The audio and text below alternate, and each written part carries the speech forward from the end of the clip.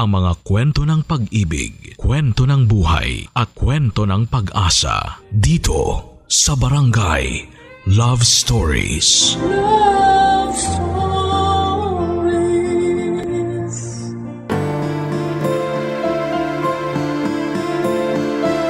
Bawat segundo, minuto at oras natin sa mundo ay mahalaga. Hindi man natin alam kung kailan tayo mawawala ay kontrolado naman natin ang ating kapalaran habang tayo ay nabubuhay pa. Ikaw kabarangay, kaya mo bang magpatawad para masulit mo ang oras mo dito sa mundo? Kasama ang iyong pamilya.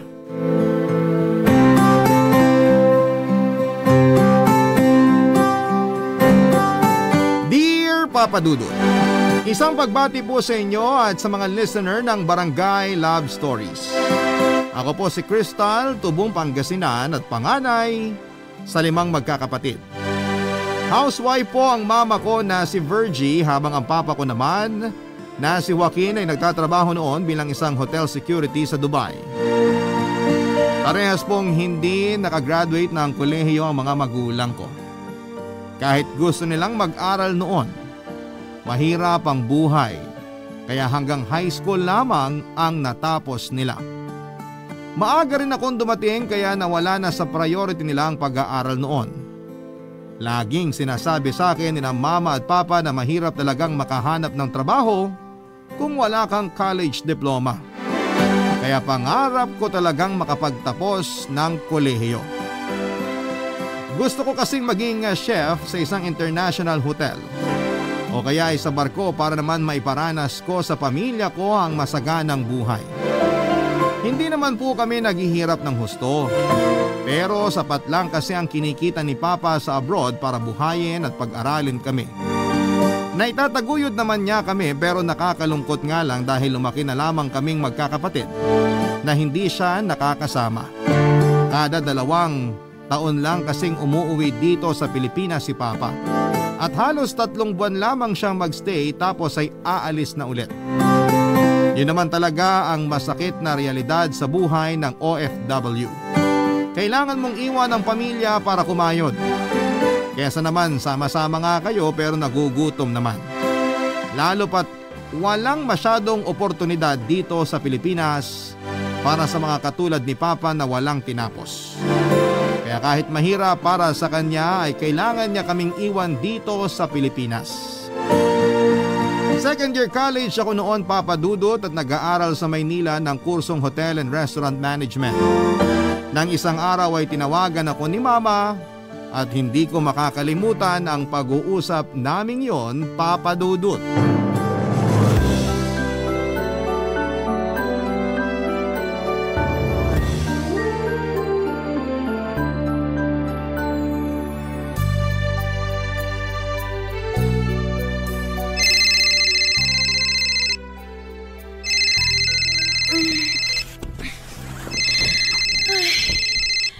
Oh, bakit tumatawag to si Mama? Anong oras na? Hello? Ma? Pasensya na ha. Naabala ko yata ang tulog mo. Hindi naman po, okay lang. Ayos lang ba kayo dyan, Ma? Bakit po kayo napatawag ng alanganing oras? Ayos lang naman kami ng mga kapatid mo rito. Napatawag ako kasi may sasabihin sana ako sa iyo eh. Ano po yun? Tinawagan kasi ko ni Papa mo. Kakatapos nga lang namin mag-usap bago kita tinawagan. Oh, kumusta po si Papa? Uuwi na raw siya sa susunod na linggo. Talaga po? Ay, nakakatuwa naman. Miss na miss ko na po si Papa. Oo nga, nakakatuwa. Maski ako miss na miss ko na ang Papa mo. Ay, kaso nga lang. Napaaga po yata yung bakasyon ni Papa. Di ba next year pa po yung uwi niya? Anak, hindi magbabakasyon si Papa mo rito. Dito na siya at hindi na siya babalik ng Dubai. Ha? Natanggal po ba siya sa trabaho? Parang ganun na nga. Bakit daw po? Ano pong nangyari? May sakit si Papa mo, nak. Anong sakit? Leukemia raw. Stage 2 na. Leukemia? Paano po nagkaroon si Papa nun? Hindi ko rin alam. Baka nasa lahi nila. Di ba yung lola mo, cancer din ang kinamatay? Malala na raw po ba? Malakas pa naman si papa mo. Pero nakakatakot pa rin. Hindi ko alam anong mangyayari sa kanya kapag hindi natin inagapan ng pagpapagamot yon. Hello? Nandiyan ka pa ba? Opo. Sorry ma, hindi ko alam kung anong sasabihin. Nagulat ako sa balita ninyo eh. Ako rin naman, Nak. Hindi ko inaasahang magkakaroon tayo ng ganitong problema. Kailan daw po ang flight ni Papa pa uwi? Kung hindi next week, baka next week. Hindi pa ako sigurado pero inaayos na raw doon yung mga papeles niya. Ang bilis pala. Oo nga Tatapusin ko lang yung mga kulang kong requirements dito tapos uuwi po ako dyan. Anak, tungkol pala sa pag-aaral mo. Ayoko sanang sabihin to pero mukhang kailangan mo munang huminto. Hindi natin kayang pagsabayin ang pag-aaral mo at pagpapagamot ni Papa mo Pero ma, sayang naman po. Second year na ako. Konti na lang gagraduate na ako. Ay, sayang nga talaga. Pero paano ka mag-aaral kung wala nang magpapaaral sa'yo? Uuwi na ang papa mo, may sakit pa. Sunod-sunod na ang gastusin natin yan. Gagawa po ako ng paraan para makapag-aral. Hahanap ako ng part-time job dito. O kaya naman po, kakausapin ko yung dean namin kung pwede ako maipasok sa scholarship program. Bahala na. Basta hindi ako pwedeng huminto, ma. Sayang naman yung pinaghirapan ko. Kailangan kita rito, Nak. Kung magtatrabaho ka, sana ilaan mo na lang muna sa pagpapagamot ng papa mo. Pwede ka namang bumalik sa pag-aaral kapag gumaling na siya. Ma, huwag naman. Sorry, pero wala akong magagawa. Yung mga kapatid mo nga, hindi ko alam kung mapag-aaral ko pa. Alam kong pangarap mong makatapos, Nak. Pero hindi ko alam kung kaya natin sa ganitong sitwasyon. Pwede po bang patapusin ko muna yung final exam namin, ma? Malapit na kasi yun, ma Hindi ako mabibigyan ng grade kung hindi ako makakapag-exam. O sige, tutal hindi pa naman sure kung next week na talaga ang uwi ng papa mo. Babalitaan niya daw ako kapag naayos na lahat doon.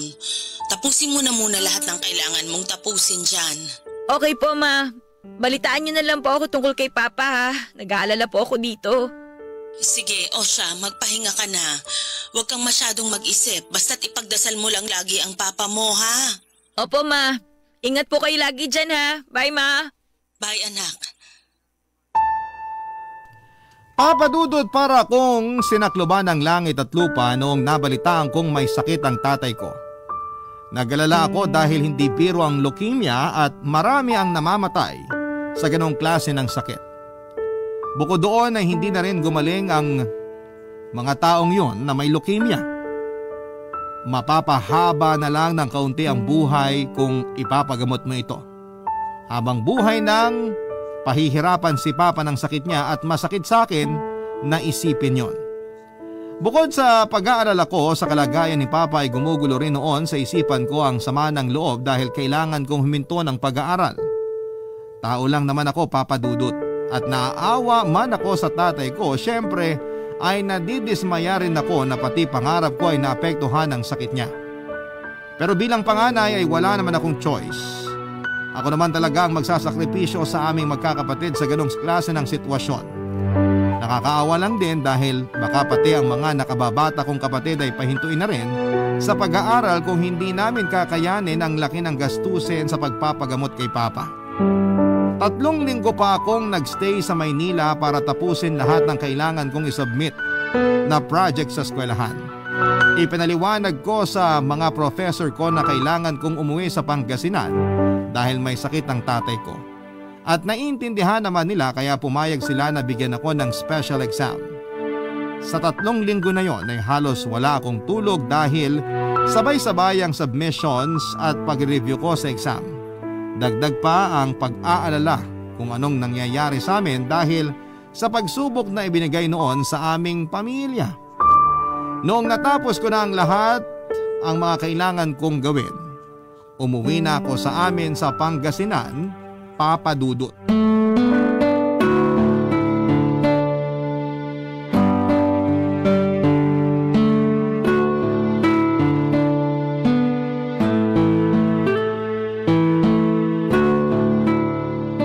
Virgie, nasaan na raw ba si Crystal? Parating na siguro yon. Nung tinext ko siya kanina, nasa terminal na raw siya eh. Oh, si Crystal na yata yon.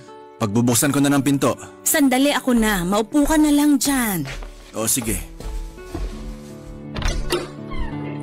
Hello, Ma! Hello, Nak. Pumasok ka na nandito na si Papa mo. Hello, Papa! Kumusta ang pakiramdam nyo? Eto, ayos naman. Halika nga rito. Mayakap naman ako sa panganay ko. Namiss ko tong yakap ng papa ko. Kumusta ang biyahe mo? Traffic ba? Opo, Sabado kasi ngayon eh. Gusto nyo na bang kumain? Mamaya na po ako, Ma. Nagmerienda po ako kanina eh. Kayo na lang ni Papa, baka gusto nyo nang kumain. Mamaya na rin ako. Sabay-sabay na tayong kumain mamaya. O sige, doon na muna ako sa labas. Magsasalang pa ako ng labada. Tawagin niyo ako kapag gusto niyo ng kumain para maipaghain ko kayo. Sige po, Ma. Salamat. Opa, kumusta po yung sakit nyo? Stage 2 na raw sabi ng doktor. Chronic lymphocytic leukemia ang tawag. May masakit po ba sa inyo? Para kang si mama mo. Mukha bang may masakit sa akin ngayon? Ang lakas at sigla ko nga Tingnan mo. Si Papa talaga. Wala pa rin kayong pinagbago. Palabiro pa rin kahit may iniinda na. Siyempre nag-aalala lang naman po kami ni Mama sa inyo. Huwag niyo akong intindihin. Kaya ko to. Gagaling pa ako at babalik pa ako sa Dubai para magtrabaho. Ano ba yan? Iiwan niyo na naman kami rito? Ano po palang nangyari? Paano niyo po nalaman na may sakit pala kayo? Bale, naka-duty kasi ako nun. Nahihilo na ako pero akala ko antok lang. Kaya nagkape na muna ako.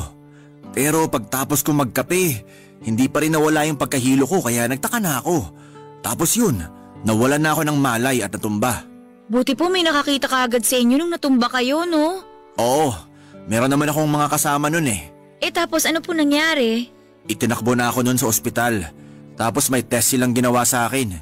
Doon nakita na may leukemia na pala ako. Nalulungkot ako, Papa. Bakit naman?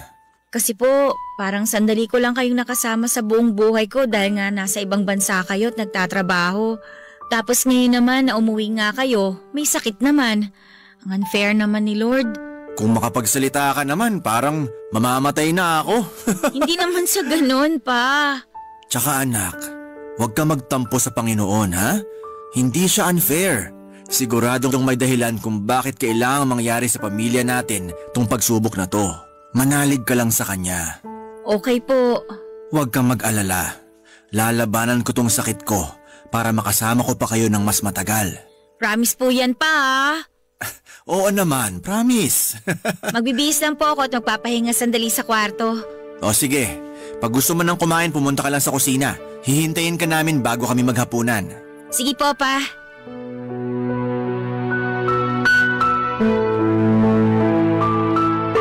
Papa Dudut, dahil nga huminto ako noon sa pag-aaral, natenga lang ako sa bahay pagka-uwi ko ng probinsya. Ayaw ko pa naman sa lahat ay yung walang pinagkakabalahan at parang hindi ako mapakali kapag laging nasa bahay lang. Kaya naman naghanap ako noon ng mapapasukang trabaho para na rin makatulong sa mga gastusin namin sa bahay at pati na rin sa pagpapagamot ni Papa. Ilang linggo rin akong nag-iikot noon sa bayan at nag-apply sa trabaho. Hanggang sa natanggap ako bilang waitress sa isang resto bar. Hindi naman malaki ang pasahod sa akin doon pero malakas talaga akong kumita dahil sa ibinibigay na tip ng mga customers. Lalo na ng mga foreigner. Lagi nga lang akong inaabot ng madaling araw sa trabaho at madalas ang overtime. Pagod na pagod talaga noon ang katawan ko sa bawat shift dahil hindi naman ako sanay na magpuyat. Ganon pa man ay wala akong magawa noon kundi ang magtiis, Papa Dudut. Kailangan ni Papa na magpagamot.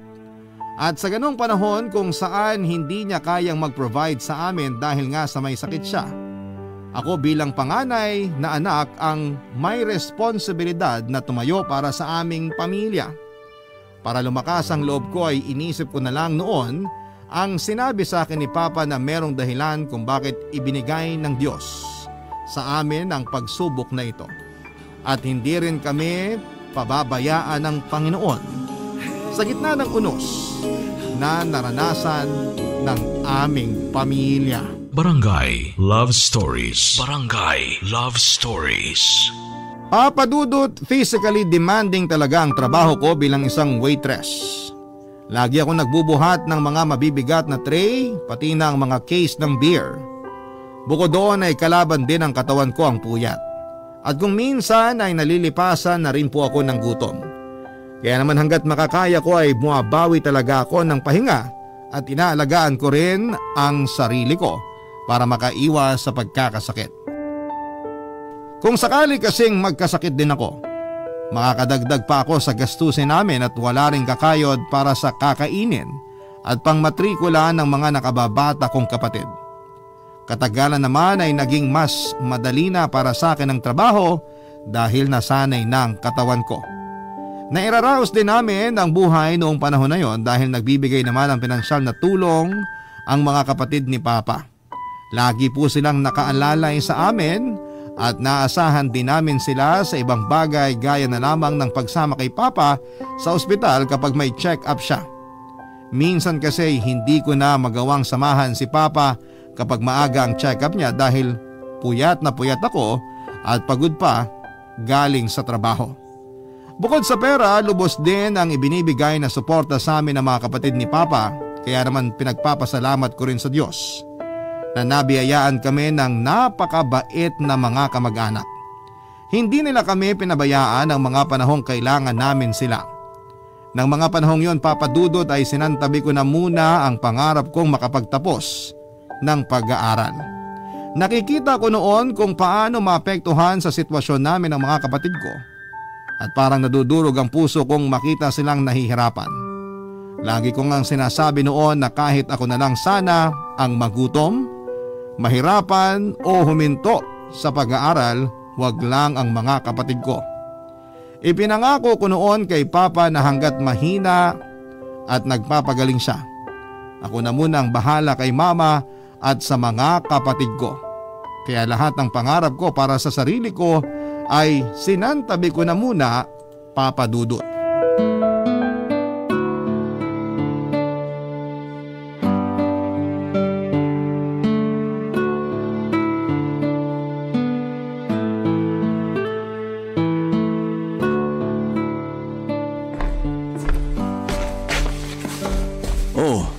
Maaga ka atang bumangon ngayon, Kristal.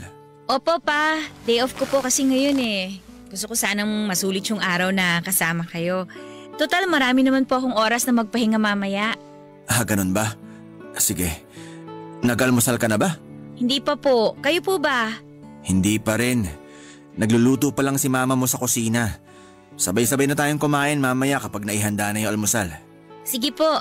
Kumusta naman ang trabaho mo sa resto bar? Ayos naman po, Papa. Nung una, mahirap. Pero ngayon sanay naman na ako sa pagod at puyat. Kung nahihirapan ka na, tumigil ka na lang sa pagtatrabaho. Mamaya magkasakit ka rin kung laging bugbog sa pagod yung katawan mo. Naku, huwag niyo na po ako intindihin pa. Kayang-kaya ko po yung trabaho ko. Pwede bang hindi kita intindihin, Nak? Siyempre nag-aalala ako sa'yo. Ayoko naman na matulad ka sa akin. Puro trabaho. Ngayon eto, pinaparusahan ng sakit. Sinabi po ba ng doktor na trabaho niyo raw ang dahilan bakit kayo nagkasakit? Hindi naman, pero kasama na yon. Abusado rin kasi ako sa katawan nung malakas pa ako. Tsaka lagi rin akong pagod at puyat dahil gaya mo, panggabi rin ang trabaho ko, di ba? Papa, wala naman po akong choice eh. Kawawa naman po yung mga kapatid ko, ayokong huminto sila sa pag-aaral. Di bali na lang po akong huminto, wag lang po sila. Pasensya na anak ha. Ikaw tuloy ang sumasalo ngayon sa lahat ng responsibilidad namin ni Mama mo. Kung malakas lang ako hindi ko naman hahayaan na mahirapan tayo ng ganito. Wala po yun pa. Huwag po kayong humingi ng pasensya. Bukal naman po sa loob ko ang ginagawa ko para sa pamilya natin. Basta po mag-focus lang kayo sa pagpapagaling ha. Huwag kayong magpapastress. O siya, sige. Basta ingatan mo lagi ang sarili mo ha. Opo pa. Ay, pa, kumusta nga po pala dun sa Dubai? Okay ba ang trabaho niyo dun? Okay naman doon. Security ako sa isang hotel. Nung una, exciting pa syempre. Pero katagalan, parang normal na lang. Maganda po ba sa Dubai pa? Sabi kasi nila mayaman na bansa raw po yun tsaka maganda yung paligid. Yung Dubai? Oo naman. Maganda kung sa maganda talaga roon. Pero kung papipiliin mo ako, dito pa rin ako sa Pilipinas. Ay talaga po? Bakit naman? Syempre. Nandito kayo eh. Sus! Nang bola pa si Papa oh! Bakit mo ba naitatanong? May bala ka rin bang magtrabaho doon? Hindi po sa Dubai pero pangarap ko rin po kasi makapag-abroad. Gusto ko po sana maging chef sa barko kung papala rin. Oh, bakit naman hindi? Nag-apply ka na ba? Subok lang ng subok, nak. Tsaka na po siguro, Papa. Hindi pa po ako pwedeng umalis kasi kailangan niyo po ako dito eh. Tsaka magtatapos po muna ako ng pag-aaral bago ako mag-abroad. Kung magkaroon ka ng pagkakataong magpatuloy sa pag-aaral, gawin mo ha? Di baling na-delay ka ng ilang taon. Basta wag mong susukuan yung pangarap mo. Opo pa, kapag gumaling na kayo, babalik na po ako sa pag-aaral. Sige, suportado kita dyan, 100%. Basta para sa pangarap mo, nak. Sige lang ng sige. Salamat pa. Basta magpagaling kayo ha. Magpalakas din kayo kasi aakyat pa kayo sa stage para sabitan ako ng napakaraming medal sa graduation ko. Ay, syempre. Hindi pwedeng missing in action ako sa graduation ng panganay ko, no? Teka, hindi ka pa ba nagugutom? Medyo po. Tapos na kayo magluto ng almusal si Mama? Tapos na siguro yun. Tara nga, tingnan natin sa kusina. Gutom na rin ako eh. Oo nga po, silipin na natin si Mama. Tara po pa, tingnan natin kung may almusal na. Papa Dudut, mas mabilis na nanghina ang katawan ni Papa noong nagsimula siyang magpagamot. Paliwanag ng doktor ay maaring hindi niya kinaya ang tapang ng treatment. Unti-unting bumaba noon ang platelet count ni Papa at nagsilabasa na ang mga komplikasyong dala ng leukemia niya. Halos 3 buwan lang ang tinagal ni Papa bago siya tuluyang pumanaw dahil sa multiple organ failure. Hindi ko malilimutan, Papa Dudut, ang unti-unting pagkawarak ng puso ko habang pinapanood si Papa na nag-aagaw buhay sa ospital. Para bang gumuho noon sa harapan ko ang mga pangarap kong makapagtapos ng pag-aaral dahil wala na si Papa para makita ang araw ng graduation ko. Para akong masisiraan ng bait habang nire-revive siya ng mga doktor. Nasambit ko na lang ang lahat ng dasal ko at natawag ko na rin lahat ng santo. Pero wala nang saysay ang lahat ng yon dahil oras na talaga ni Papa noon, Papa Dudut.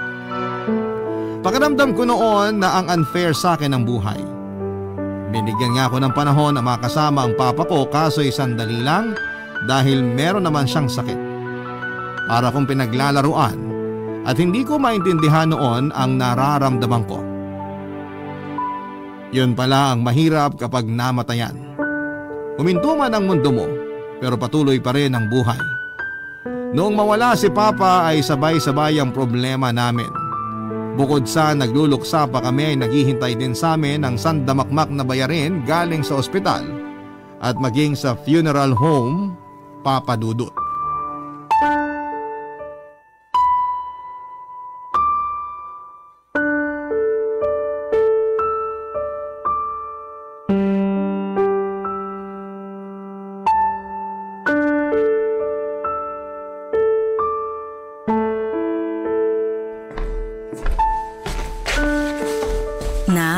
Busy ka ba?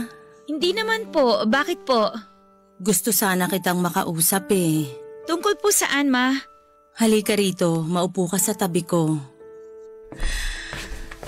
Ay, alam kong nagluluksa ka pa sa pagkawala ng Papa mo, nak. Pero sa tingin ko, ngayon na ang tamang panahon para sabihin sa'yo yung totoo. Matagal nang hinihiling sa akin ni Papa mo na gawin ko to. Pero ngayon ko lang siya mapagbibigyan kung kailan wala na siya. Bago siya mamatay, sinabi niya sa akin na sabihin ko na raw sa'yo ang totoo. Ano po bang sinasabi niyo, Ma? Ano pong totoo? Anak, hindi mo tunay na ama si Joaquin. Ha? Anong ibig niyong sabihin? Hindi ako tunay na anak ni Papa? Ampon ba ako? Hindi ka ampon. Anak kita sa ibang lalaki, Crystal. Sinong lalaki? Teka nga muna, Ma. Bakit ngayon niyo lang sinasabi sa akin to? Ibig sabihin ba, yung mga kapatid ko, hindi ko rin sila tunay na kapatid? Kapatid mo pa rin naman sila, pero hindi sa ama. Ilang taon nang lumipas, bakit ngayon ko lang nalaman to, Ma? Patawarin mo ko, Crystal. Ayoko na sanang sabihin sa iyong totoo dahil tinanggap ka naman ni Joaquin na parang tunay niyang anak.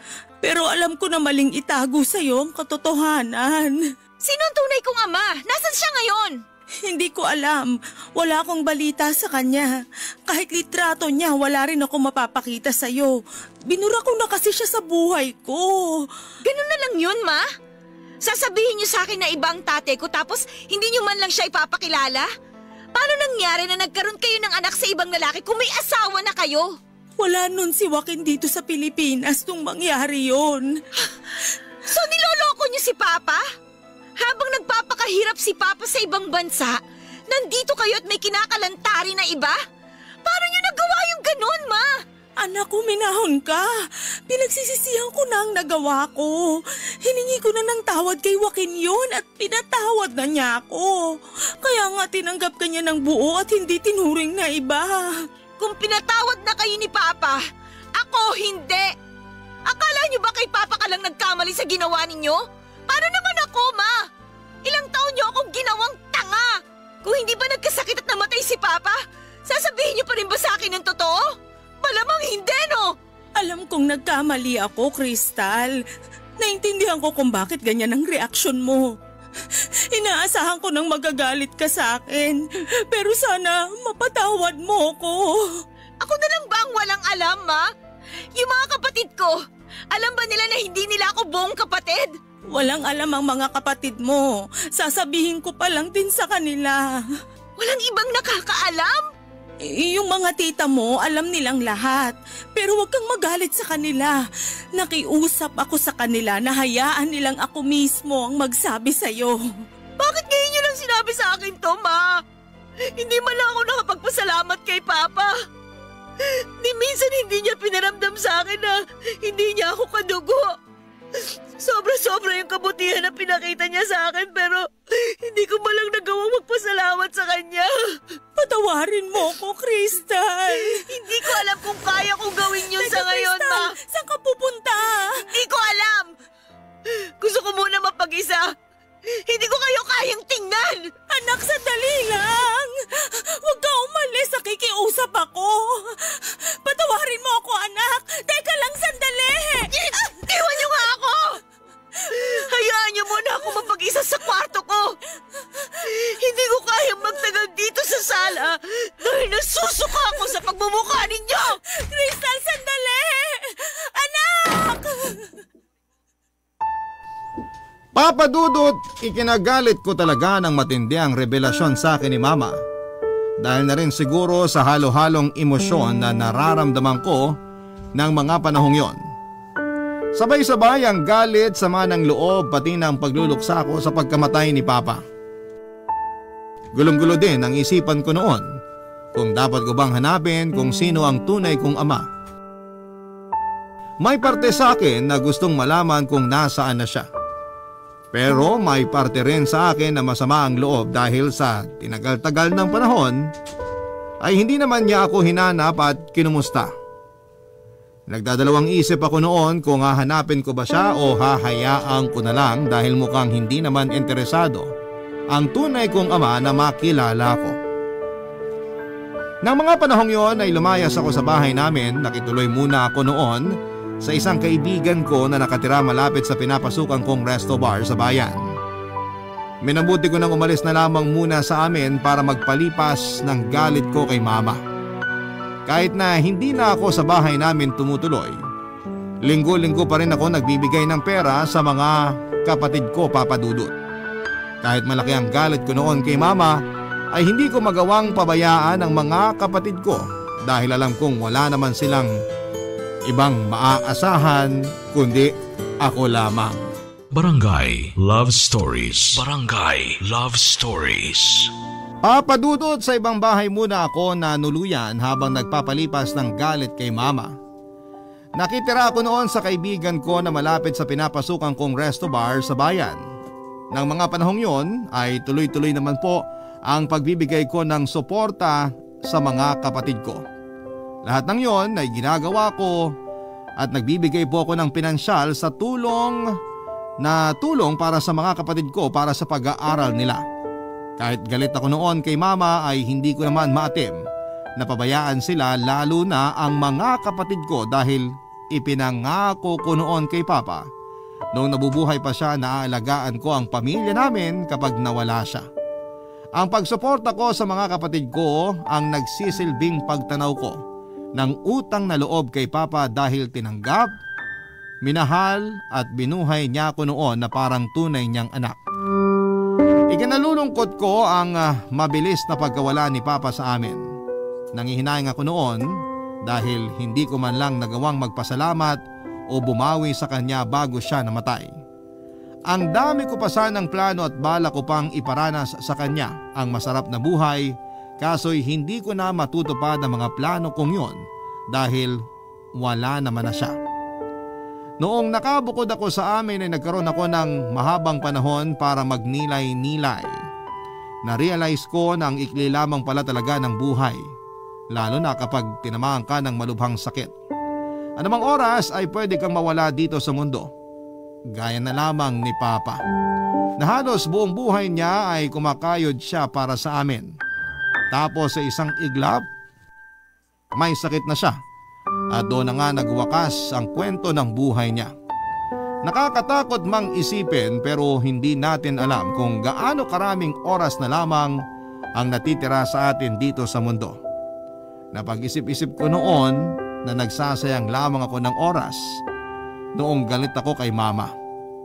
Baka isang araw ay magulat na lamang ako sakaling mabalitaan kong wala na rin pala siya. At baka pagsisihan ko yon dahil hindi ko sinulit ang mga panahong nandito pa siya at nabubuhay. Naisip ko rin kung nandito pa si Papa, alam kong ikasasama ng loob niya na nagtatanim ako ng galit kay mama. Kung nagawa ni Papa na patawarin si mama ay kakayanin ko rin siguro pagdating ng tamang panahon. Ipinagdasal ko sa Diyos na bigyan niya ako ng lakas ng loob na mapatawad ko si mama. Naging effective naman ang panalangin ko dahil unti-unti ko ring napatawad si mama noon. Halos 3 buwan din akong hindi nagpakita sa kanya hanggang sa dumating ang araw ng birthday ni mama, kaya umuwi ako sa amin para sorpresahin siya, Papa Dudut.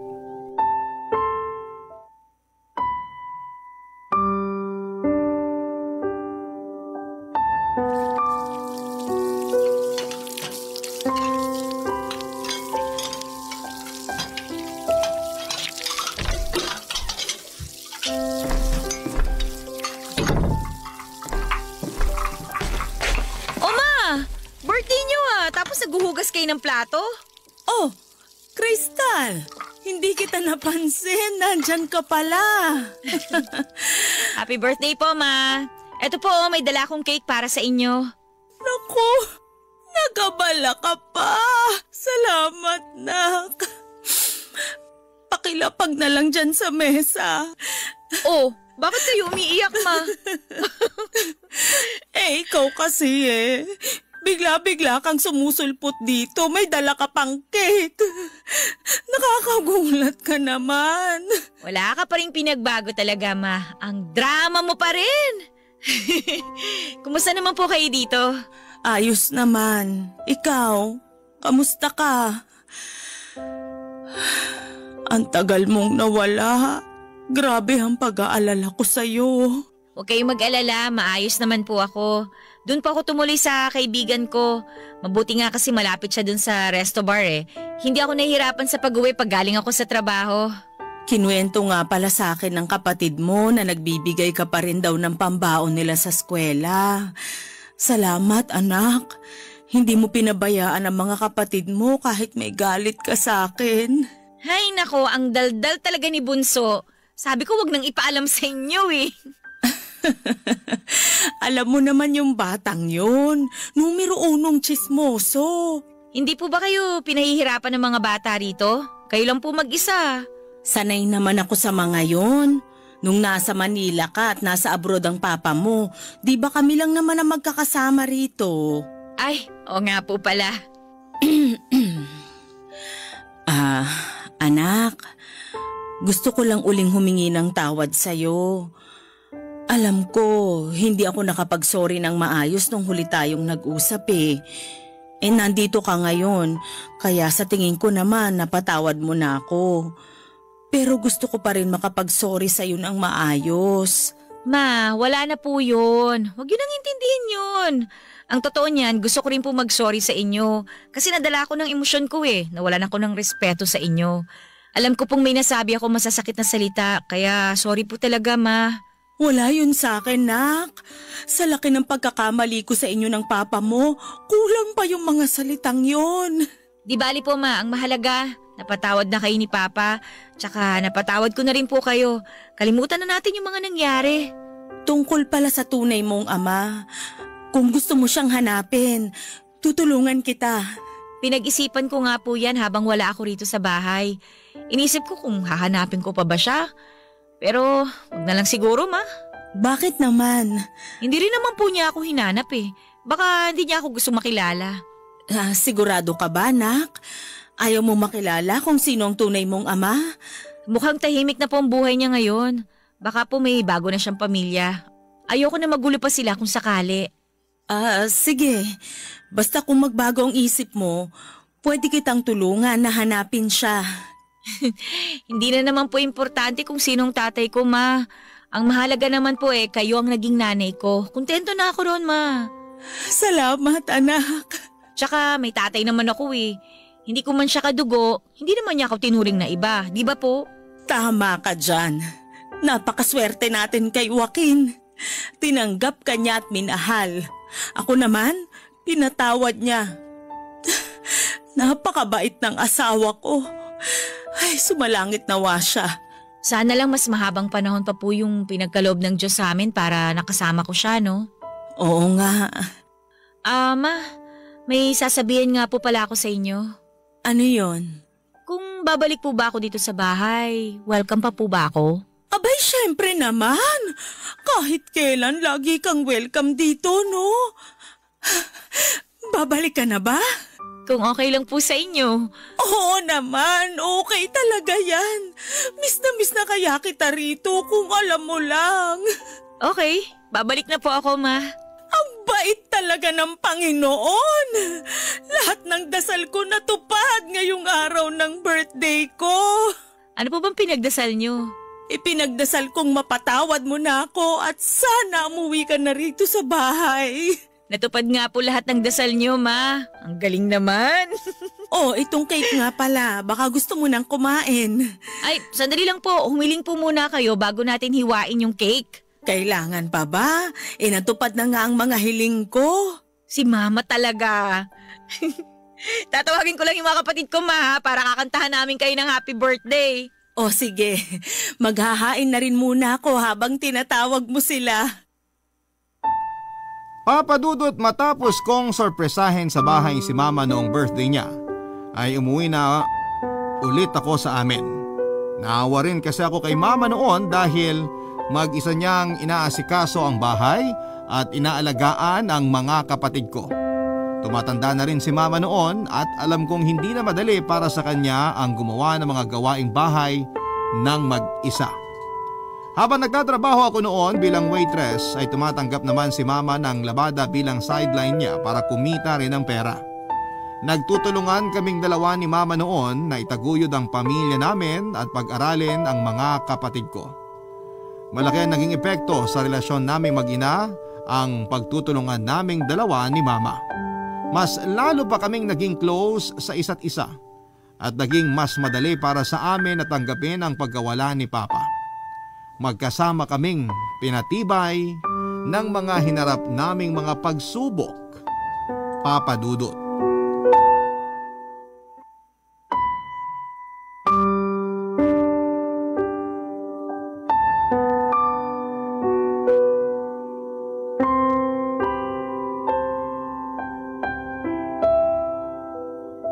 Crystal, nadala ba natin yung kandila at posporo? Opo ma, nandito po sa bag. Pakilabas mo nga at ipagtitiri ko na ng kandila ang papa mo. Eto po. Akalain mo yun? 1 taon na palang nakalipas mula nung nawala ang papa mo. Oo nga po eh, ang bilis ng panahon no? Akala ko hindi natin makakaya ang buhay kung wala si papa mo, nak. Pero sa awa ng Diyos, eto tayo. Nakakaraos naman. Nakikita po tayo ni Papa ngayon at sure po akong proud siya sa atin, ma. Oo naman, lalo na sa'yo. May sakit pa lang nun si papa mo, ikaw na ang tumayong tatay ng mga kapatid mo eh. Palakasan lang po talaga ng loob, ma. Wala naman po tayong magagawa eh. Tuloy lang ang buhay. Kung nasaan man si Joaquin ngayon, sana masaya siya at wala ng paghihirap. Sana nga po, ma. Sa totoo lang po, nung nawala si Papa, parang nabunutan din po ako ng tinik sa dibdib. Malungkot man na wala na siya, at least hindi na siya pinahihirapan ng sakit niya. Oo nga eh. Nakakaawang tingnan ng papa mo noon. Sobrang payat na at nanghihina. Kapag nakikita ko siyang iniinda yung mga masakit sa katawan niya, parang nasasaktan din ako. Ako rin po. Hindi man natin kasama si Papa ngayon. Mas okay na yon kesa naman nabubuhay nga siya pero nagdudusa naman at saka nasasaktan. Kaya nga. Ay, yung suman pala, ilabas mo na. Maglagay tayo rito sa puntod niya, paborito ng papa mo yung patupat. Ito po, 3 patupat para kay Papa. Naalala ko nun, ma, tuwing mamamalengke ako, laging requesto ni Papa. Magtatampo siya kapag nakalimutan kong bumili. Simple lang ang kaligayahan ni papa mo. Ako naman dati, lagi niyang request na magluto ako ng palabok. Paborito niya yun. Oo nga po pala. Sayang naman hindi tayo nakapagdala. Hindi bale, sa susunod na lang na pagbalik natin. Sige po. Dati kapag nagre-request siyang magluto ako ng palabok, umaangal pa ako. Masyado kasing matrabaho eh. Kaya sabi ko bumili na lang kami pero ayaw niya. Gusto niya talaga yung luto ko. Ang kulit talaga ni Papa, no? Naku, sinabi mo pa. Alam niyo ba, ma?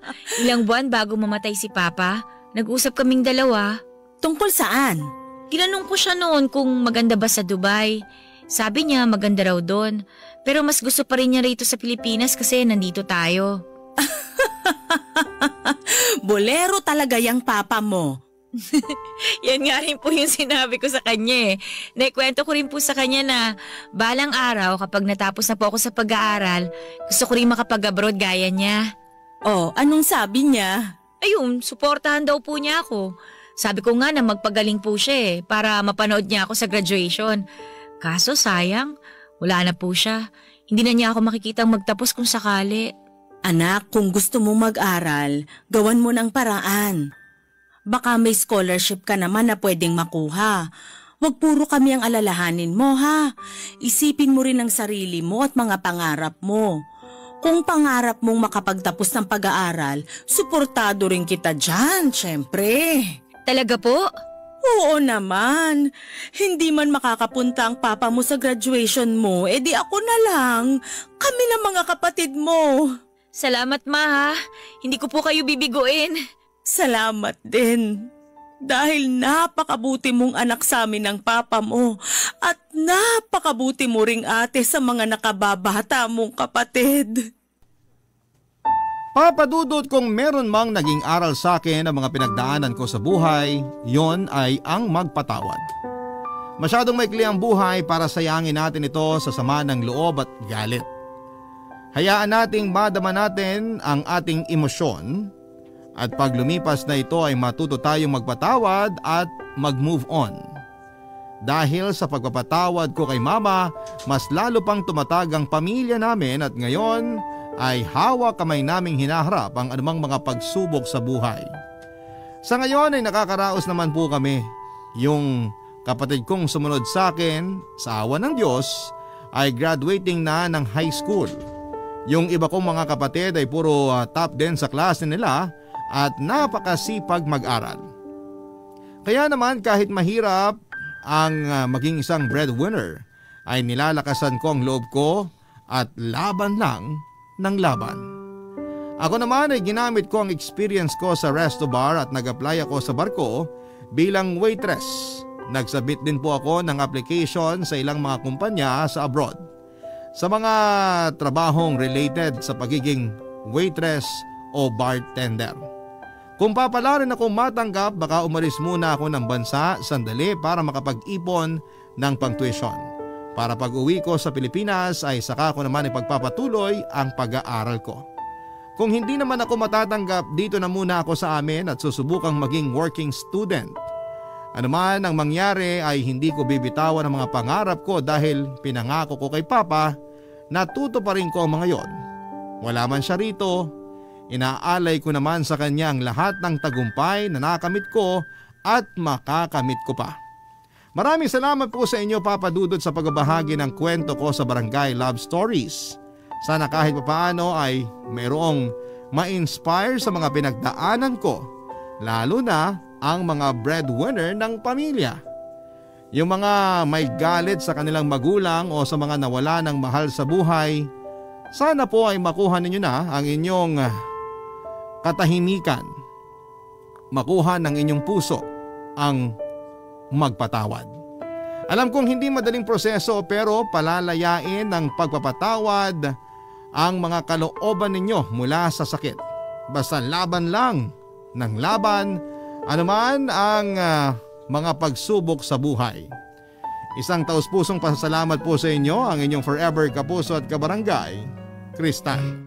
Nagustuhan ng iyong napakinggan? Ituloy yan via live stream sa www.gmanetwork.com/radio.